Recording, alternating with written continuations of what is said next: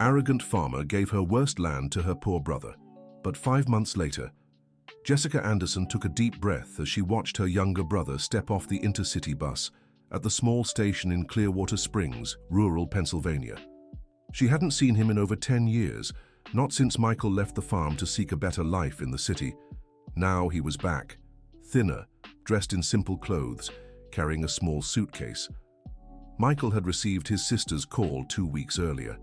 Their father, Robert Anderson, had passed away 3 months prior, leaving a will that divided the land of Pinewood Valley Farm between the two siblings. Jessica had always known this day would come, but she'd hoped her brother would simply sell his share to her and return to the city. "You're right on time," Jessica said without much enthusiasm. "We need to settle this inheritance matter quickly." "Hi, Jessica. How have you been?"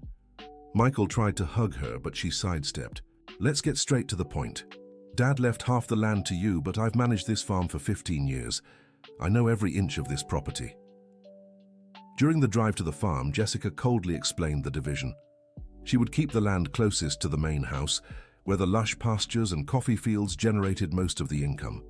Michael would receive an equal-sized portion, but it was located on the far western edge of the property.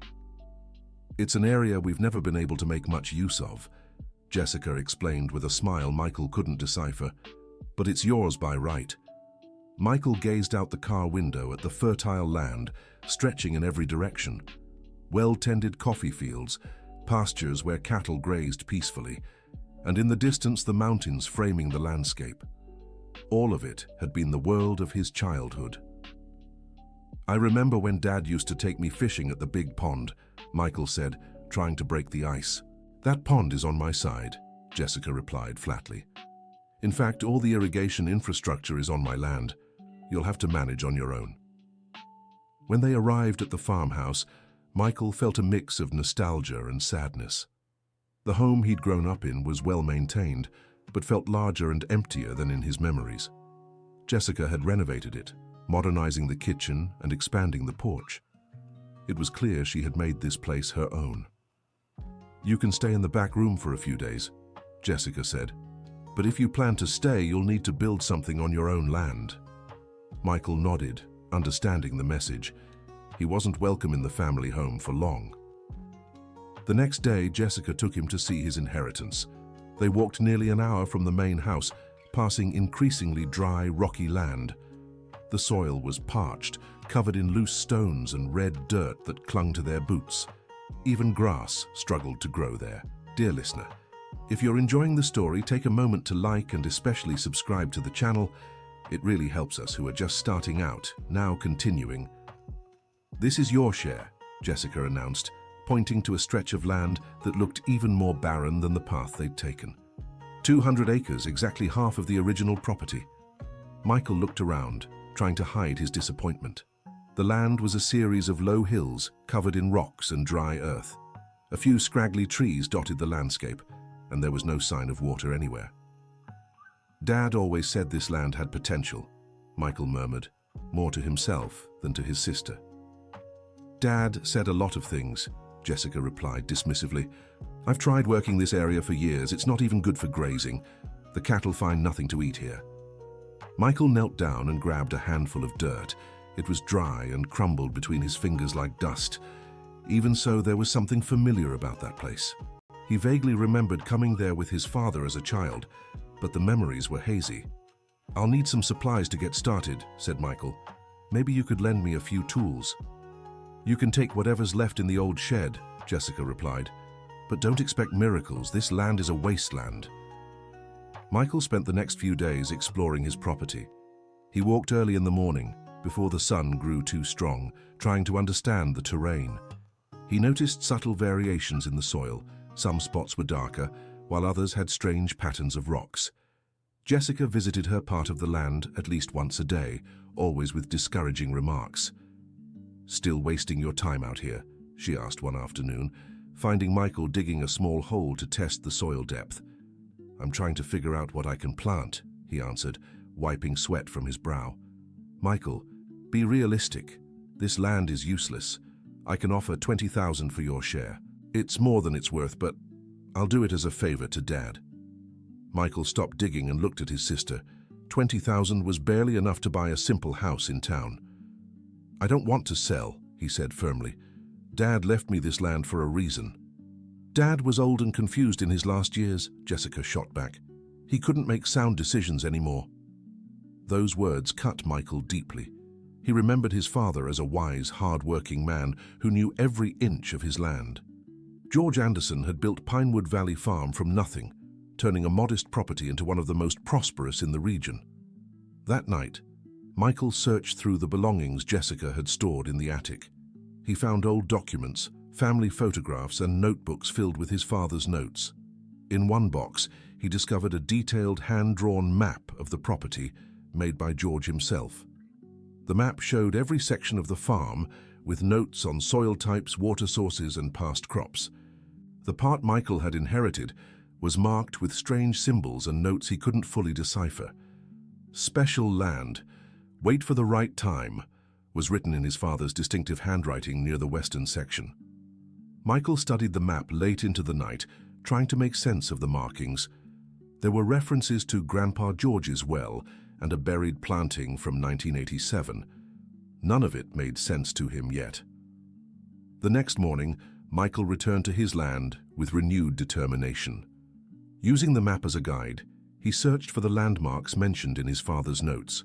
After 2 hours of walking, he found a circle of stones, nearly hidden, the site of Grandpa George's old well.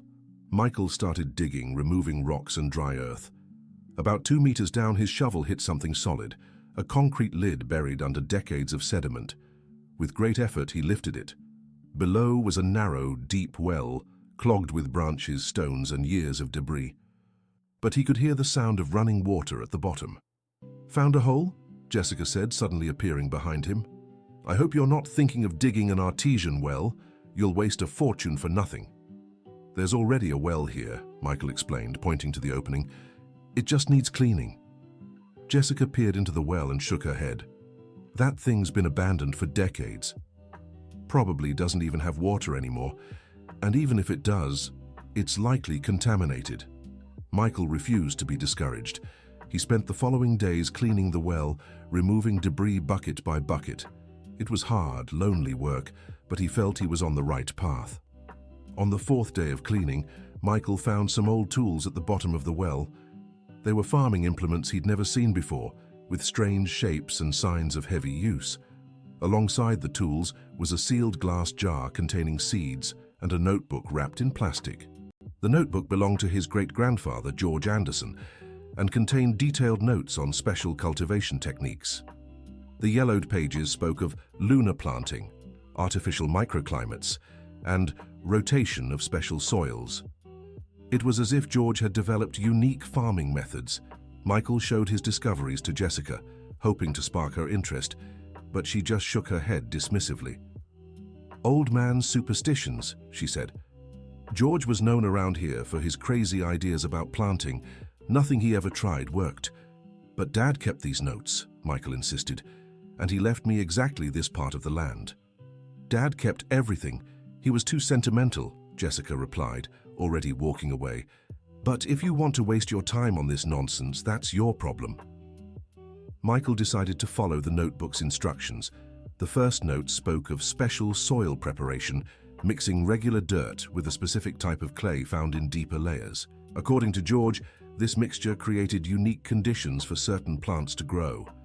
Following the directions, Michael began digging in specific spots on the land, searching for the special clay mentioned in the notebook. It was exhausting work, especially under the harsh Pennsylvania sun, but he persisted. After a week of digging, Michael found a layer of clay with a color and texture unlike the surface soil, darker and damp, even though it was over 10 feet deep.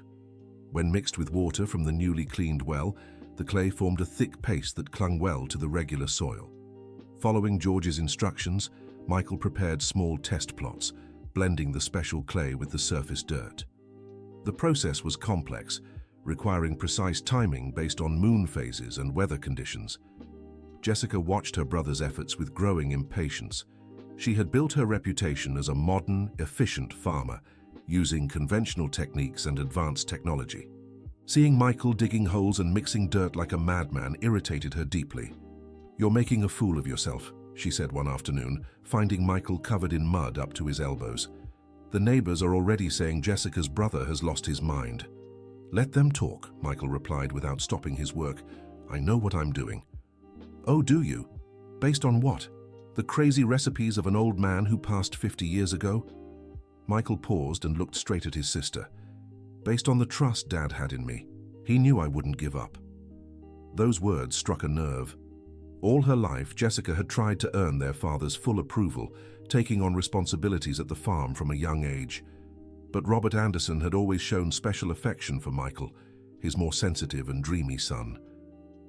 "Dad always favored you," Jessica said bitterly, "even when you left and left him alone to handle everything." "I didn't abandon Dad," Michael countered. "He encouraged me to try life in the city, said I could come back whenever I wanted. And you only came back after he passed. How convenient." The argument was interrupted by the arrival of Mrs. Wilson, an elderly neighbor who lived on a small nearby property. She was walking down the dirt road carrying a basket of greens. "Good afternoon, kids," Mrs. Wilson said in her sweet voice. "Michael, it's so good to see you back. I heard you're working on your great-grandfather George's land." "You knew my great-grandfather?" Michael asked, intrigued. "Of course I did. George was my neighbor when I was a girl. My father always said he had a green thumb, but was stubborn about his unusual ideas."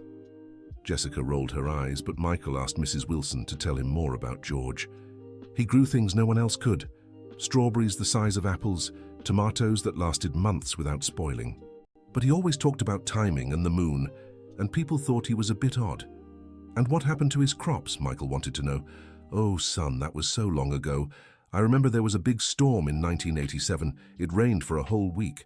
After that, George gave up farming and focused only on raising cattle." Michael felt a chill. George's notebook had mentioned 1987 as the year of the great loss. According to the notes, a storm had completely buried his special strawberry crop, which had been ready for harvest. "Mrs. Wilson, do you know where that strawberry field was?" Michael asked. "Roughly where you're digging now," the elderly woman replied, pointing to the area Michael had been preparing. "George always said that land was special, different from the rest."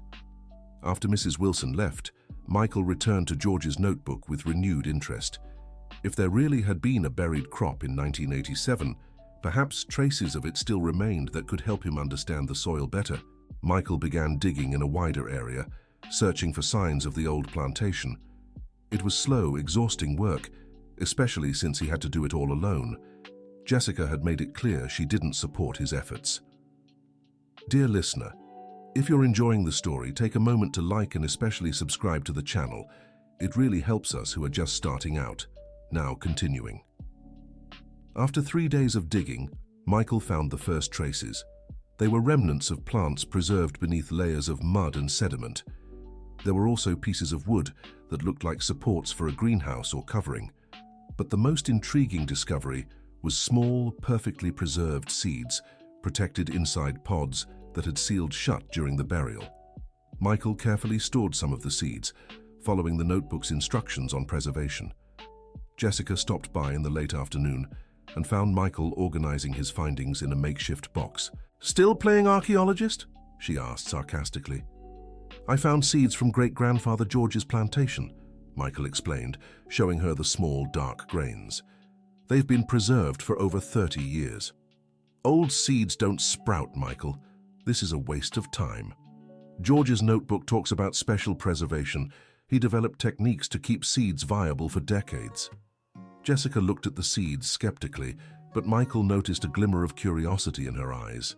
She had always been fascinated by agricultural challenges, even if she wouldn't admit it. "And you really think you can get these seeds to grow?" she asked. "I'm going to try. The notebook has specific planting instructions." Jessica fell silent for a moment, watching her brother carefully store the seeds. There was something about Michael's determination that both annoyed and intrigued her at the same time. "If by any chance you manage to grow anything, don't come asking for help with irrigation," she finally said. "The water from my portion of the land can't be shared." Michael nodded, understanding this was Jessica's way of showing the slightest interest without admitting she was curious. Following the notebook's instructions, Michael prepared a special bed for the seeds. The process was complex, involving specific layers of different soils, including the special clay he'd found while digging. George's notebook was incredibly detailed, with diagrams showing the exact depth for each seed type, irrigation intervals, and even the ideal position relative to the sun. It was clear his great-grandfather had developed a scientific system, even if based on empirical observations. Michael planted the first seeds on a waning moon morning, strictly following the instructions. According to George, the lunar phase directly influenced germination and plant growth. For the first 2 weeks, nothing happened. Michael watered the beds daily with clean well water, but the soil remained seemingly lifeless. He began to wonder if Jessica was right about the old seeds. She visited daily, always with sarcastic remarks about the lack of results. "It's been 15 days and nothing," she observed one afternoon. "Time to face reality." "The notebook says some seeds can take up to a month to sprout," Michael replied, trying to stay hopeful. "That notebook was written by an old man who thought he could talk to plants," Jessica shot back. "Michael, be sensible. Take my offer and go back to the city." But Michael didn't give up. He kept tending the beds with dedication, following every detail of George's instructions. There was something comforting in the daily routine, making him feel connected to his roots and his father's memory. On the 23rd day, Michael woke early and went to check the beds as usual. When he reached the first row, his heart nearly stopped. Tiny green shoots had appeared overnight, breaking through the soil with surprising vitality. Michael knelt beside the beds, marveling at the first signs of life. They were just small green dots, but they confirmed George's system actually worked. He ran to the farmhouse to tell Jessica, but she wasn't home. He waited anxiously until she returned from the fields that evening. "Jessica, the seeds sprouted!" he shouted, rushing toward her car. "What?" she said, stepping out with a skeptical look. "Come see, the shoots came up this morning." Jessica followed Michael to the beds, trying to keep a neutral expression. But when she saw the tiny green shoots dotting the dark soil, she couldn't fully hide her surprise. "They're just sprouts," she said, downplaying it. "Any seed can sprout if you care for it right." "But these seeds were over 30 years old," Michael insisted. "And look how strong they are." Jessica knelt beside one of the sprouts, examining it closely. She had to admit the little plants looked exceptionally healthy, with deep green leaves and thick stems for their size. "Let's see if they survive a few more weeks," she said, standing and brushing dirt from her hands. "Sprouting is easy. Growing is the hard part." But Michael could see in his sister's eyes that she was genuinely intrigued. For the first time since he'd returned, Jessica seemed to consider the possibility he might have discovered something interesting. Over the following days, the shoots grew at an astonishing speed. Michael continued to follow the notebook's instructions religiously, adjusting irrigation and sun exposure as the plants grew. George's notebook was surprisingly accurate in its predictions. Every stage of growth happened exactly as described, from the shape of the first leaves to the timing of the first pruning. Jessica began visiting more frequently, always with the excuse of checking if Michael was taking proper care of the property. But he noticed she was closely observing the plant's progress, mentally noting the techniques being used. "What kind of plant is this again?" she asked one morning, feigning disinterest. "According to the notebook, they're special strawberries. George developed his own variety by crossbreeding different types," Michael explained. "Strawberries don't do well in this region. The climate is too hot and dry." "That's why George created this microclimate system," Michael said, pointing to the makeshift structures he'd built around the beds. "The plants are protected from direct sun, and the moisture is controlled." Jessica studied the system with growing interest. It was simple but ingenious, using local resources to create specific growing conditions. "And how long until harvest?" she asked, trying to sound casual. "According to the notes, about 3 months from germination." 3 months. Jessica did the math in her head. If Michael actually managed to grow quality strawberries on that barren land, it would be a game changer for the farm. Strawberries had high commercial value and were hard to find in the area, but she couldn't show too much interest. For years, she had criticized outdated farming methods, advocating for modern technology and chemical fertilizers. Admitting that their great-grandfather George's techniques worked would mean admitting she was wrong. Meanwhile, Michael grew more confident in the project's success. The plants were thriving, developing large, healthy leaves. Some were already showing signs of producing their first flowers, but the real test would come with the weather. Pennsylvania was experiencing a severe drought that year, and even Jessica's traditional crops were suffering from the lack of rain. The water from George's well became a precious resource. Michael discovered the well had a steady underground source, providing clean, fresh water even during the dry spell. It was another example of their great-grandfather's wisdom revealing itself over time. Jessica tried to negotiate access to the well, offering equipment and seeds in exchange. But Michael politely refused, reminding her that she had made it clear they should each manage on their own. "Don't be petty, Michael," she said irritably. "We're siblings. We should help each other." "You had the chance to help me when I was starting out," Michael replied calmly. "You chose to discourage me instead." The tension between the siblings grew when Michael's plants began to flower. The blooms were larger and more abundant than those of conventional strawberries, suggesting the fruit would be exceptional.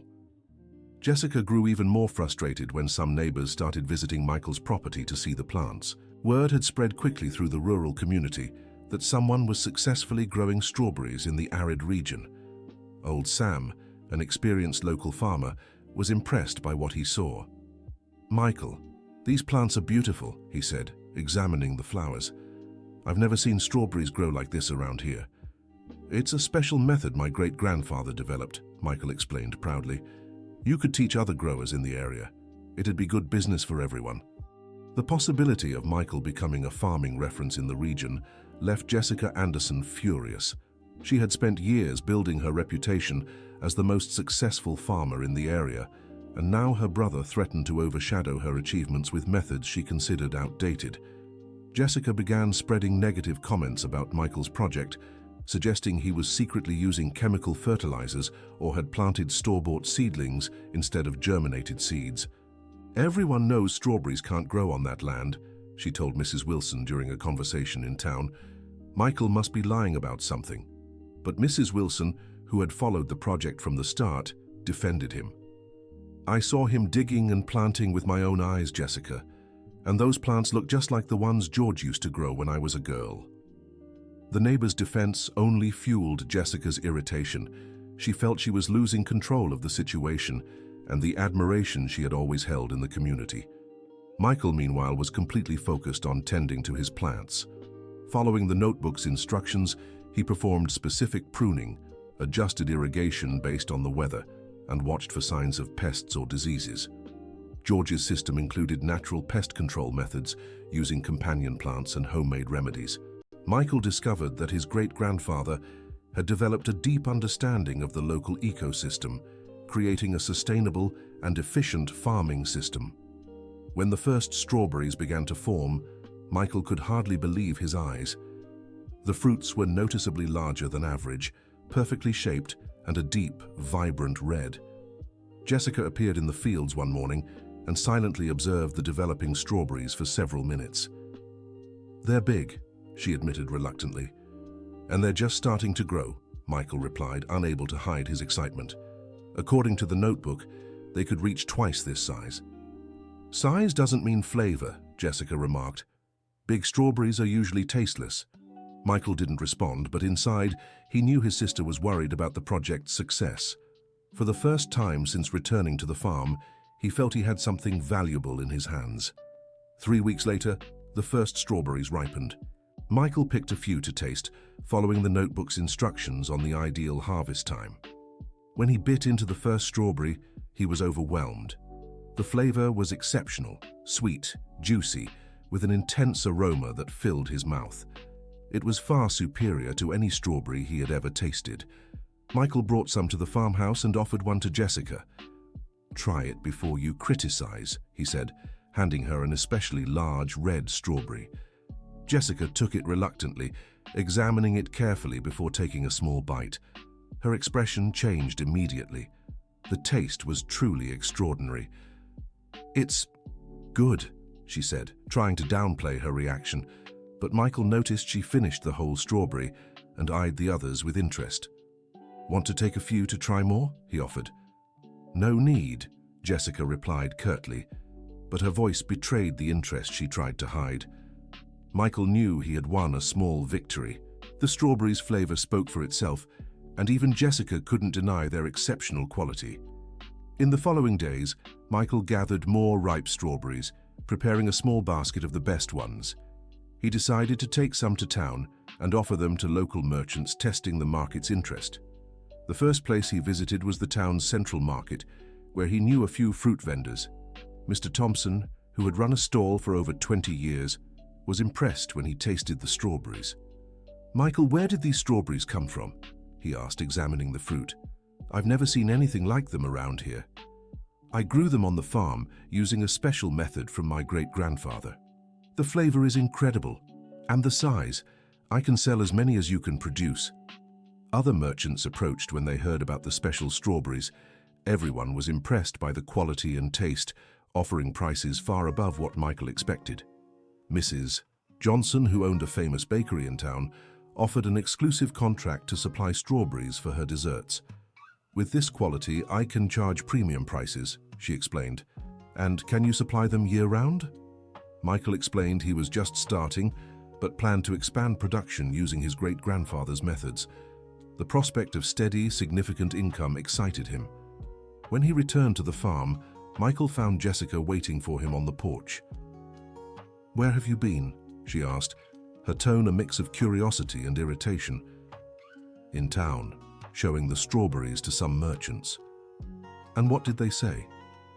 Michael shared the positive reactions and purchase offers, trying not to sound too enthusiastic to avoid provoking his sister's jealousy. But Jessica was visibly upset by the news.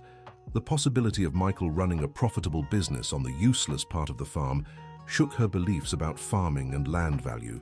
"Don't fool yourself into thinking you'll get rich," she said bitterly. "You only have a few meters of crops. You can't supply an entire market." "I know," Michael replied calmly, "but it's a start. Great-grandfather's notebook has instructions for expanding the crops." "Expand how? You don't have the resources or equipment for that." Michael had considered the same issue. George's notebook mentioned techniques for preparing larger areas, but it would require a lot of manual labor and material investment. "I'll start slow," he said. "Whatever I earn from the first harvest, I'll reinvest in expansion." Jessica fell silent, processing the implications of Michael's success.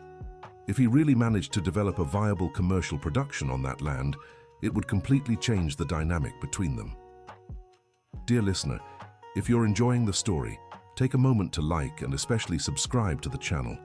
It really helps us who are just starting out now continuing. In the following weeks, Michael dedicated himself entirely to harvesting and planning the expansion.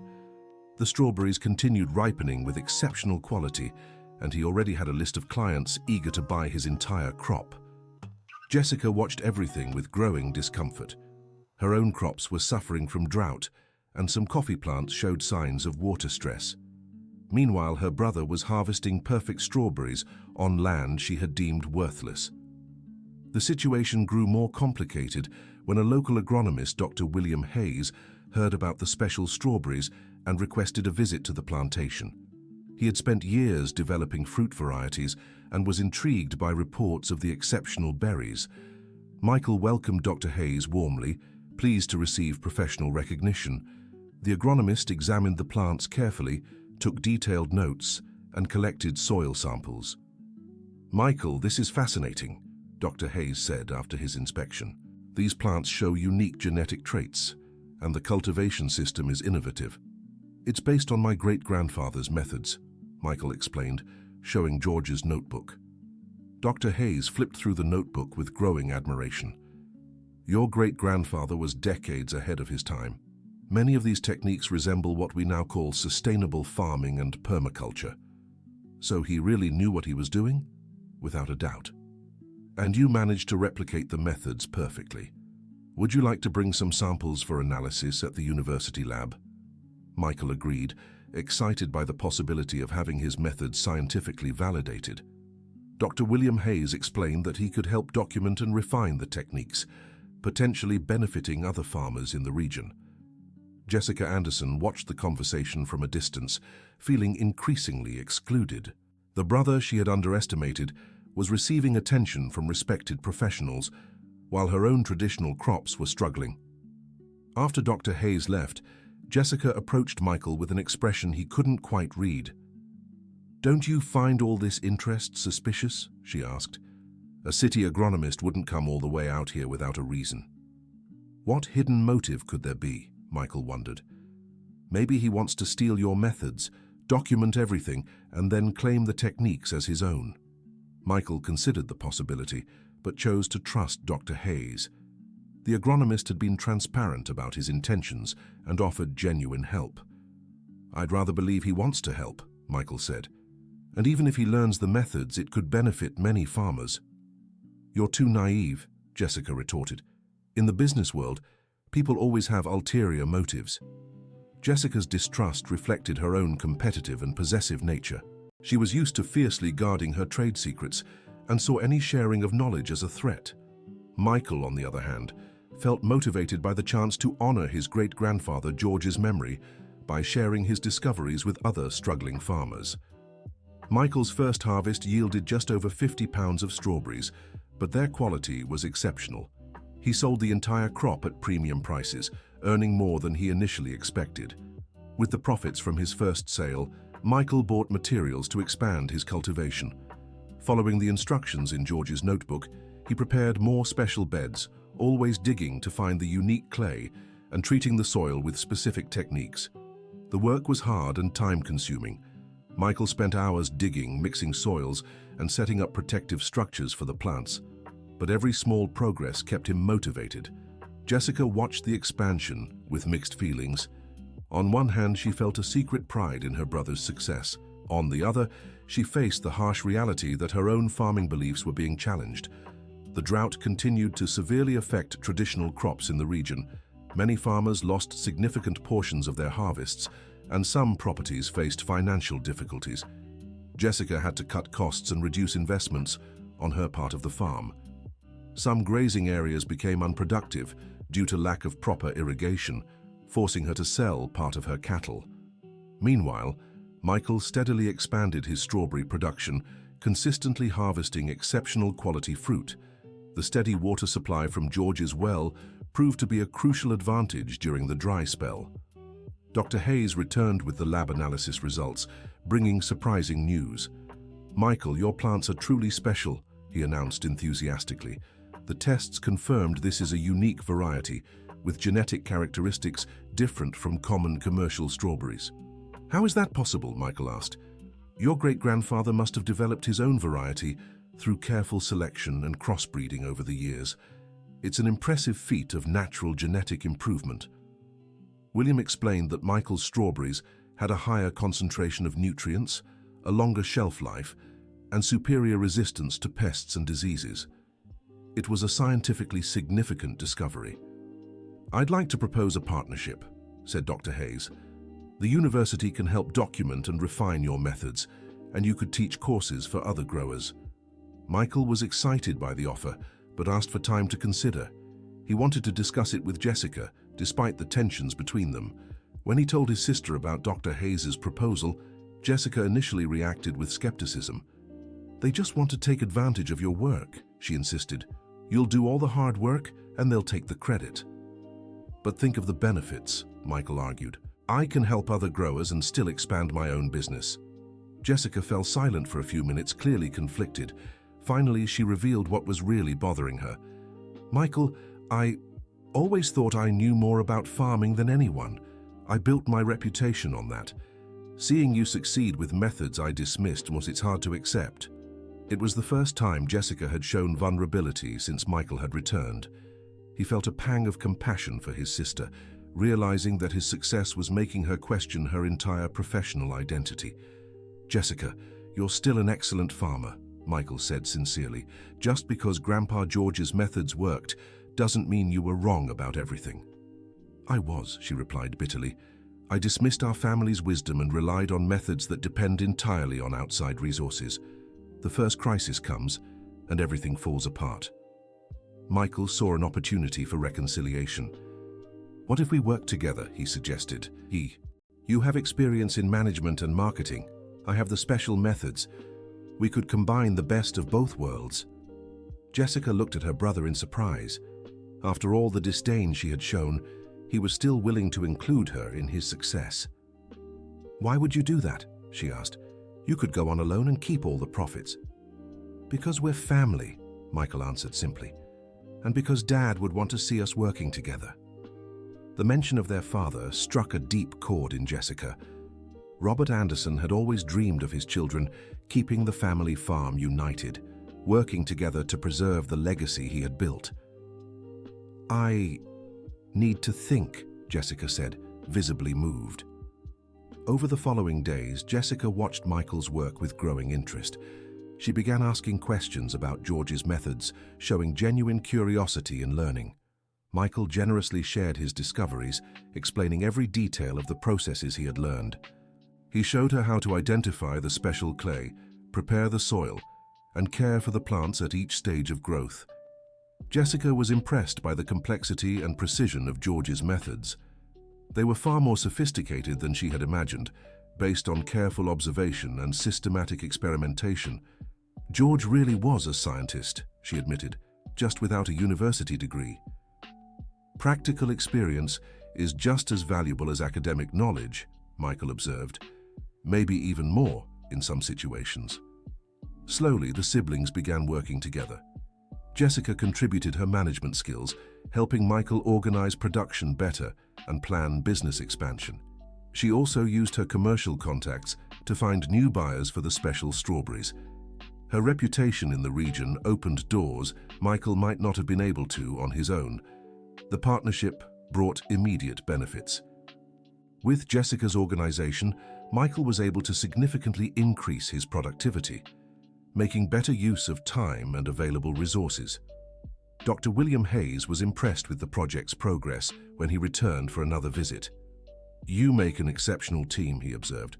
"Michael has the specialized technical knowledge, and Jessica has the business vision needed for scalability." The partnership proposal with the university evolved to include both siblings. Dr. Hayes suggested they set up a demonstration center on the farm where other producers could learn George Anderson's methods. It would be an additional source of income and a way to preserve this unique knowledge, he explained. Michael and Jessica discussed the proposal at length. It was an opportunity to turn the farm into a regional benchmark, but it would also require significant investments and changes. "Dad would be proud," Jessica finally said. "He always dreamed of making this farm something special for the region." Michael nodded, remembering the conversations he'd had with his father about sustainable farming and preserving family traditions. "We'll accept," he decided, "but on one condition. We want the methods to be shared freely with small producers in the area." Dr. Hayes readily agreed to the condition. The university was interested in rural outreach projects that benefited local communities. Over the following months, the siblings worked tirelessly to prepare the farm for the new project. They expanded the strawberry fields, set up demonstration areas, and built a small facility to welcome visitors. Jessica discovered she enjoyed teaching and sharing knowledge. Her experience in traditional farming, combined with George Anderson's special methods, created a unique and highly effective approach. Michael proved to be a patient and enthusiastic instructor, able to pass on his great-grandfather's secrets in a clear and understandable way. His passion for traditional methods was contagious. The demonstration center opened with great success. Dozens of local producers visited the farm to learn the special techniques, and many implemented adapted versions on their own properties. Demand for the special strawberries grew exponentially. Restaurants in nearby towns began placing regular orders, and some wholesalers expressed interest in regional distribution. Jessica negotiated favorable contracts, always ensuring quality was maintained and prices compensated for the extra work required by the special methods. Michael continued refining the techniques, experimenting with variations of George Anderson's methods and developing adaptations for other crops. 5 months after Michael had received that unproductive land, Pinewood Valley Farm had become the most innovative and successful property in the region.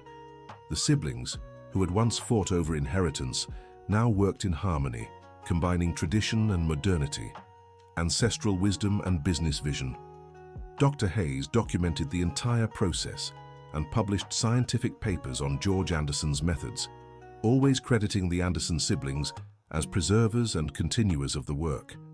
The farm became a destination for agronomy students, researchers and producers from other regions interested in learning about sustainable farming and traditional methods.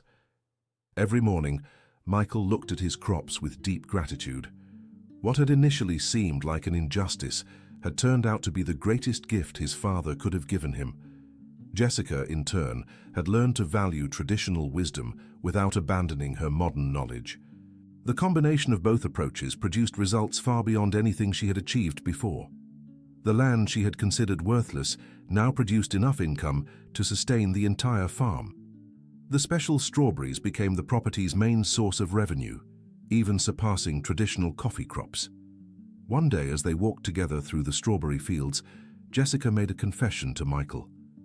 "I knew," she said quietly. "Knew what?" Michael asked. "That this land was special. Dad told me about great-grandfather George's methods a few years before he passed. He said someday someone in the family should revive those crops." Michael stopped walking and looked at his sister in surprise. "Then why did you—" "Because I was jealous," Jessica admitted. "I was always the practical one, and you were the dreamer. Dad saw in you the right person to carry on George's legacy, and that bothered me." Michael fell silent, processing the revelation. "I thought if I gave you the toughest land, you'd give up quickly and sell it to me," Jessica continued. "Then I'd try the special methods myself and prove I was better at it too." "And what changed?" Michael asked. "Watching you not give up. Seeing you study, dig, plant, fail, and try again. I realized I'd never have had the patience or determination to make it work." Michael smiled, finally understanding the full complexity of the situation. "Dad knew what he was doing when he divided the land," he said. "He gave each of us exactly what we needed to grow." Jessica nodded, emotional. "And in the end, we achieved what he always wanted, to work together." The siblings continued walking between the rows of strawberries, admiring the red fruits glistening under the afternoon sun. In the distance, they could see groups of visitors learning about George's methods from the instructors they had trained. Pinewood Valley Farm had become much more than an agricultural property. It was now a center for preserving traditional knowledge, an example of sustainable farming, and a thriving business that benefited the entire local community. Michael gazed at the horizon, where the mountains framed the landscape of his childhood.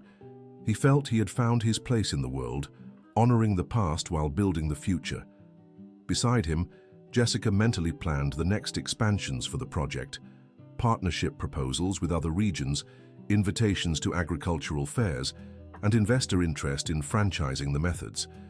But both knew the most important thing had already been achieved: family reconciliation and the preservation of a legacy that had nearly been lost. Robert Anderson had planted more than crops in his land. He had sown values, traditions, and the hope that his children would find their way back to each other. And as the sun set behind the Pennsylvania mountains that evening, Michael and Jessica walked together toward the farmhouse, planning the future they would build in partnership, honoring the memory of the father who had wisely given each child exactly what they needed to find their true potential. End of story. Now tell us what you thought of this story of overcoming challenges and family wisdom. Do you believe Robert Anderson made the right decision by dividing the land this way? Share your opinion in the comments, and don't forget to leave your like to support our channel. Subscribe so you don't miss other exciting stories like this one.